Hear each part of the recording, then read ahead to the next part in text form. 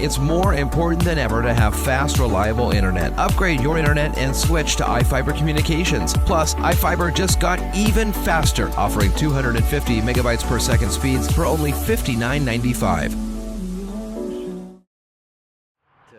Jorge Duarte Tapia swore an oath to protect this country when he joined the U.S. Army in June 2006.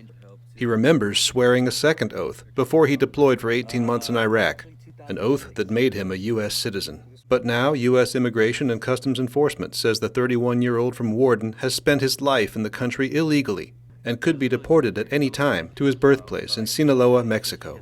You know, my parents were immigrants, and me being the only child and the oldest, having my green card was kind of like, I need to get my citizenship, you know, and I graduated high school with that mentality, and that's why I had joined the military, to just get it. And for now, it's just kind of like kicking the butt because they're saying that I really don't have it. He says his recruiter and superiors at the Spokane Military Entrance Processing Station guided him through the steps, and he was naturalized in a short ceremony. They told me I had to be a citizen and that I had to go through that ceremony first before I would go through the ceremony of being sworn in as a soldier. This was a common practice for the military until 2018, when Citizenship and Immigration Services centers that had operated on military bases were closed. Those centers used to offer fast-track naturalization once new recruits like Jorge had completed basic training. Their closure came after the Trump administration ordered stricter background checks and longer service periods for immigrant soldiers before they could become citizens. Back then, it was just kind of like, yeah, you know, I'm going to get my citizenship. I'm not going to have to worry about it. I'm going to go fight for this country that I've been living in. Jorge was trained as a combat engineer. In October 2007, he deployed to Forward Operating Base Caldwell, east of Baghdad, working in supply and logistics. He returned to the U.S. in March 2009. Since leaving the Army the following year, Jorge has worked in agriculture and other blue-collar jobs around his hometown of Warden. He started using methamphetamine, and in late May he was in the Grant County Jail on a domestic violence case when ICE found him and told him he could be forced out of the country.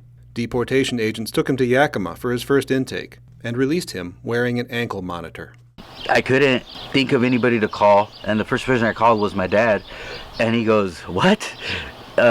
You're getting deported?" I'm like, literally, that's what they told me. You know, as of right now, you have a discharge on you, and you don't have any papers, or because my green card expired back in 2014, and we can literally just send you back because we have no history or paper documentation that we can find that says that you're a U.S. citizen, or that you've been working with a legal permanent resident card, or even that, a working visa. Jorge says he hasn't been able to find the relevant documents that would prove his case.